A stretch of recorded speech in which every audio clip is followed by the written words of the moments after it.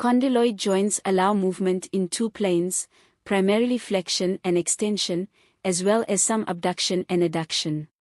The radiocarpal joint in the wrist is a condyloid joint formed by the articulation of the radius and a row of carpal bones.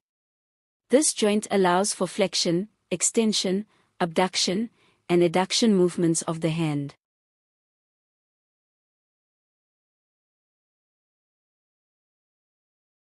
Saddle joints. Saddle joints are similar to condyloid joints but have a greater range of motion. They allow for flexion, extension, abduction, adduction, and circumduction. The carpometacarpal joint of the thumb is a saddle joint, where the trapezium bone of the wrist articulates with the first metacarpal bone of the thumb.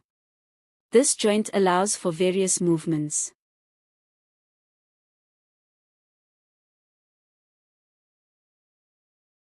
Gliding joints.